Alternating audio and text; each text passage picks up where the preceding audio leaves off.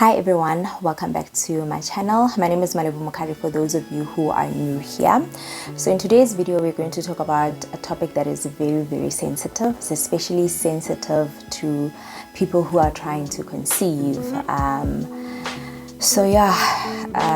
I hope you guys will receive what I have to say to you guys with an open heart. So I decided that I wanted to share what is on my mind and what is on my heart so that I can try and help people who want to support their loved ones navigate this journey of infertility. So I'm just going to tell you guys or give you some tips on what to say and what not to say, you know, when you're trying to just support your loved ones, you're trying to support your friends, because to be quite honest, this journey is difficult. It can be lonely at times, it's painful, it's confusing, you feel out of control. So just having people around you who understand that situation and who are willing to give you support in the right way really does go a long way. And let me tell you something, your loved ones truly appreciate it when you give them support and you show interest in what it is that they are going through. So I'm gonna firstly start off by defining what infertility is. I have my notes, obviously, I don't want to forget anything. I'm going to start off defining what infertility is, and then I will get into the crux of things of what not to say and what to say and what to do and what not to do when you're trying to, you know, support your loved ones who are going through infertility. So according to the World Health Organization, infertility can be defined as a disease of the male and the female reproductive system, defined by the failure to achieve a pregnancy after 12 months or more of irregular, unprotected sexual intercourse. It is estimated that between 48 million couples and 186 million individuals live with infertility globally.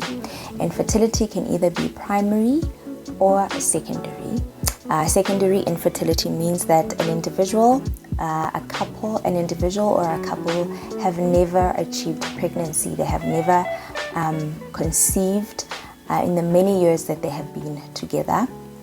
And secondary infertility means that at least one prior pregnancy has been achieved, but the couple or the individual is having difficulties growing their family, growing their family after that one pregnancy that has been achieved. So it's primary and secondary infertility. So guys, we know of someone in our circle, in our friendship circle, in our family unit who are struggling with infertility. And sometimes we want to just be there and offer our support, but sometimes we receive advice and comments that are a bit awkward and offhanded, and sometimes those comments leave us feeling worse about what is happening. So I just want to share a few pointers of what not to say when you are trying to just help your loved ones going through infertility. Firstly, guys, and I know this question normally comes from strangers, people who do not know you from a bar of soap, or it does come from family members who are not that close to you, but because in J they want to know Ditawa Jabatu, they'll then ask this question: when are you guys going to have a baby? How? Why are we asking such questions in 2023, guys? It's such an insensitive question to ask, because we don't know what people are going through. We don't know what people are dealing with, so please just stop asking that question. Please tell somebody to stop asking that question. It's really insensitive. It's not nice. An example, in my case, I remember after losing my son, I think it was 6 months after losing my son, I was at work. I was in the lift. this lady comes into the lift. She's with her daughter, and I'm assuming because they looked alike, her daughter and her granddaughter. And this lady never engage on any personal matters. We never engage on a personal level. It's always just work related. And I remember she just asked me, so when are you going to have your own beautiful baby? And I was like, should I leave her or should I? But then I decided that I'm not going to be rude. And I told her that I lost the baby 6 months ago. And I remember she apologized, and I thought that she was going to stop there, but no, she apologized and she continued saying, don't worry, you are still young. God will bless you with more kids. That baby was not yours to begin with. What do you mean that this baby was not meant for me? I don't understand. Why are you asking that? Why are you asking such a question? And you leave us wanting to ask many questions, and those questions often leave those that have asked in such an uncomfortable position. But stop asking that question. And she continued, your baby will come at the right time. How is it that baby that I lost is not my baby? I carried that baby. How is it that he's not my baby? I don't understand. And she continued saying, I'm young, and I need to pray. And it went on and on, and I just couldn't believe what I was hearing.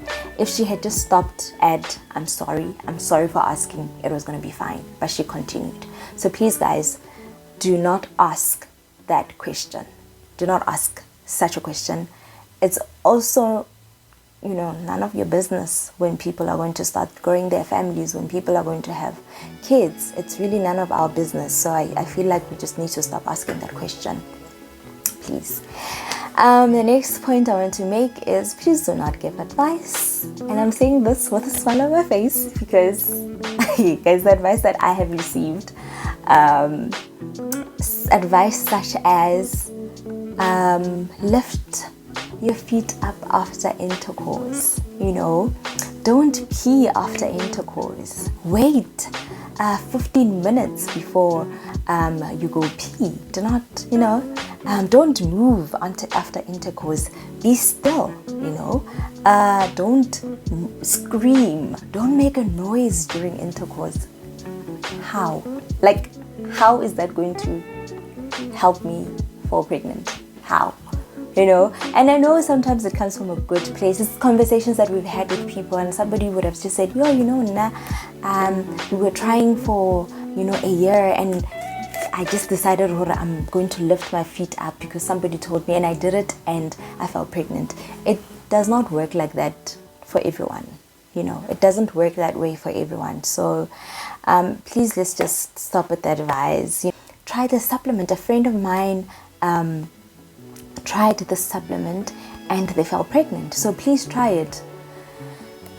Let's stop with let's stop with the advice. Let's stop. I think people who are going through infertility already have a group of doctors, medical teams who are advising them, and sometimes that advice is just overwhelming on its own. And then now we have your advice, you telling me what not to do after intercourse or during intercourse or before intercourse, or whatever advice that you guys feel like you want to share with people in the infertility space, or people who are trying to conceive. Let's just tone it down. Let's tone it down. It doesn't. Yeah, let's just tone it down, guys. It's okay. Let's just tone it down. The point I want to make is, please do not compare our journeys.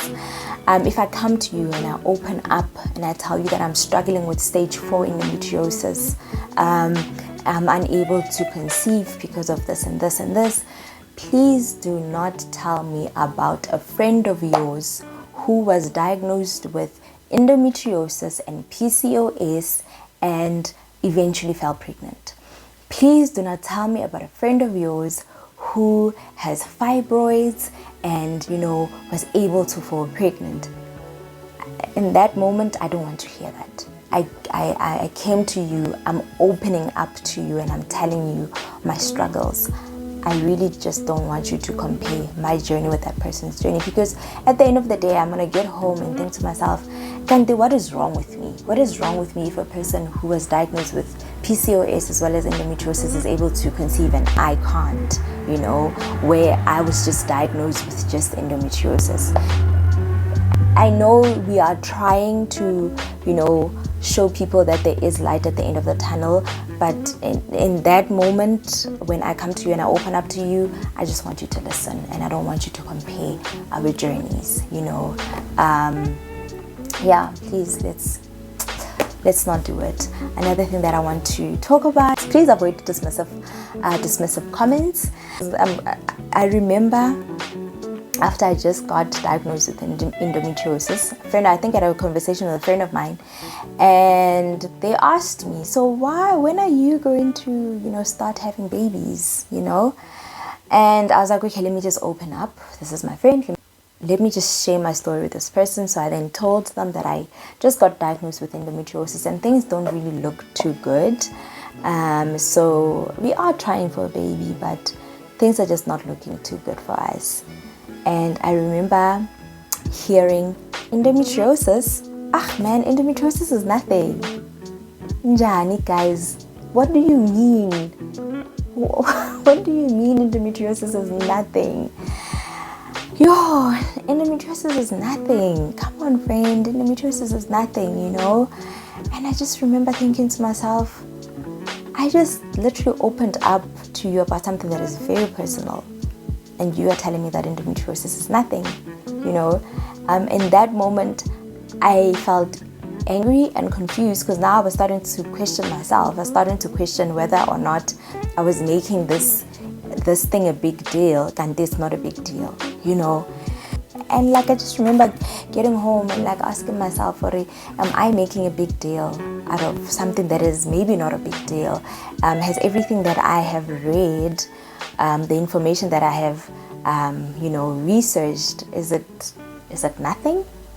I mean, I just got told that endometriosis is nothing, but it's dismissive. I was being dismissed because that person did not want to just be in the mess with me.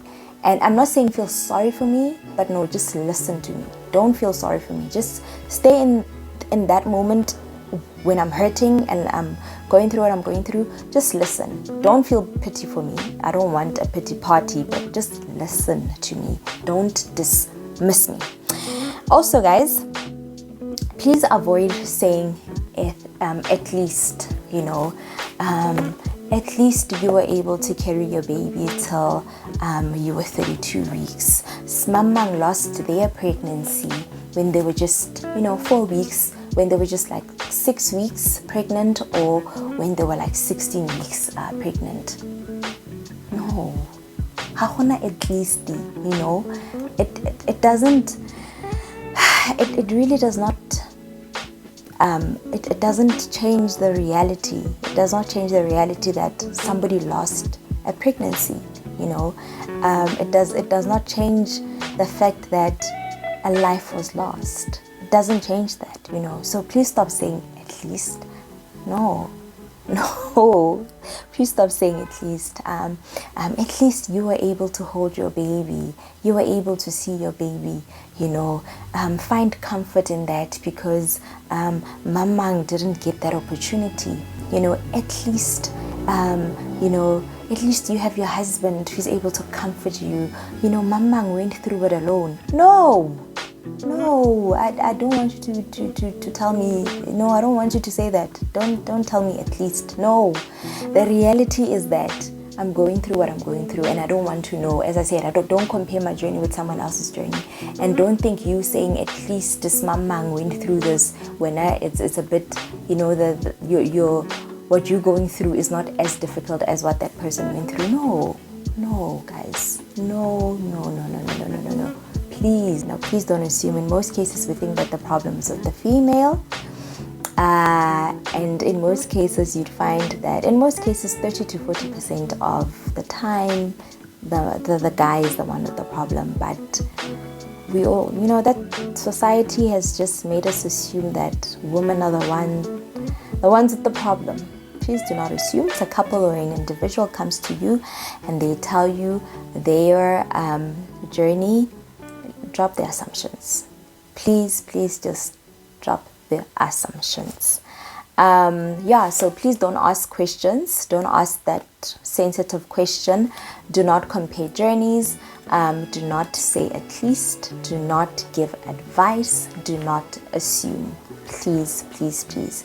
What you can do is first, please pray for that individual, or please pray for that couple, because sometimes when they are in the thick of things, they don't even know. We don't even know what to say in prayer. We honestly just don't know what to say in prayer.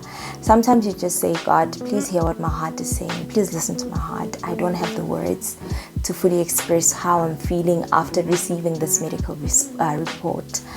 So please pray for your loved ones. Prayer it really carries them. It really sustains them. Your prayers sustains us. Your prayers carry us. Your prayers re-energizes us. So please continue to pray for your loved ones, for your friends who are experiencing infertility. Also, please educate yourself.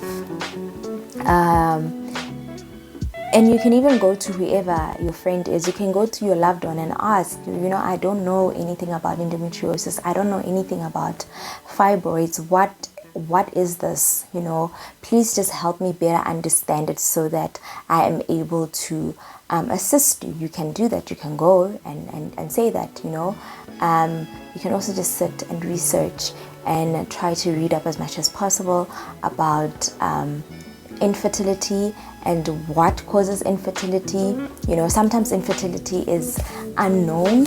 So sometimes a couple there's nothing like wrong that doctors are seeing, but their infertility is unexplained. So sometimes just trying to educate yourself and knowing that there is unexplained infertility, we don't know why, and sometimes knowing that you have your loved ones who have conditions that are really hindering their fertility their fertility journey. Just educate yourself. It really does go a long way, because you are able to educate yourself and you can educate the next person, and then there's like a ripple effect. We get to a point where people know and understand that we don't just talk about these things. We don't just wake up in jail and just decide to ask a person when they are going to fall pregnant. And we also educate ourselves so that we are aware that there are such conditions out there and people are battling with them. All right. You can also ask your loved ones how you can help them. Sometimes, as I said, we go through so much. You just received a medical report. You come back home, you don't have the energy to cook. You don't have the energy to do anything. You can ask your friend and say, is it okay if I just bring you something to eat? How can I help you make this journey easy? How can I help you while you're trying to navigate this journey? It really goes a long way. It really goes a long way. Please ask. Please ask. Also, please listen. Even if I tell you one thing 100 times, if you love me, you won't get irritated. If you love me and you care for me, you won't get irritated. So please listen. Listen without judgment. Listen without having to give advice. Just listen to your friend.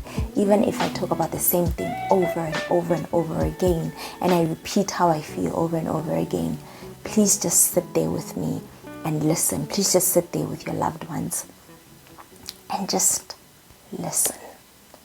It really does go a long way. Help them while they're also trying to raise awareness around whatever it is that they're going through. You in your little corner sharing information with people who are also, with people that you also know, it really does go a long way. I know I've been very fortunate to have people in my corner who are there helping me raise as much awareness around endometriosis, and I really do appreciate it. So if your friends are going through IVF and you don't understand what IVF is, please like try to like educate yourself, and also just try to raise awareness around IVF, and let's not make it a taboo, like let's talk and just be frank. There are some couples who unfortunately will have to go through IVF in order to conceive. Be there for your friends, guys, be there for your loved ones, just be there, even if it means just staying in silence, not saying anything, but just you being there really does go a long way. Guys, that's all that I just wanted to share with you guys today. If you have any questions, please feel free to ask me in the comment section below. You can send me private messages. It's okay, I don't have a problem. If you have anything else that you want me to expand on, please just let me know, and I'll definitely gladly expand on it. But for now, thank you so much for listening. I hope you guys will receive the points that I have given you guys, that I have shared with you guys, with an open and good heart.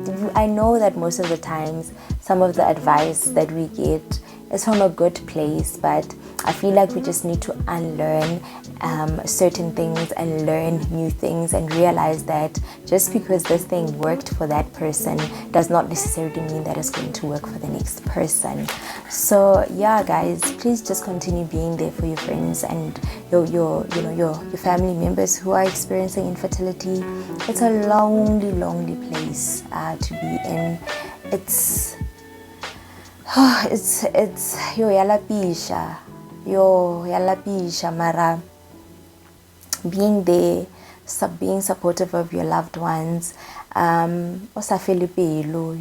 just wanting to just avail yourself for your loved one really does go a long way. So that's where I'm just gonna end it today. If there's any questions, feel free to ask. I will gladly answer.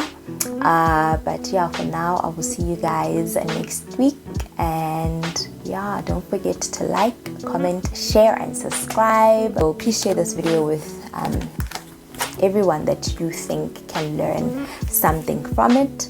But for now, I will see you guys next week. Thank you guys for being here, and thank you for listening.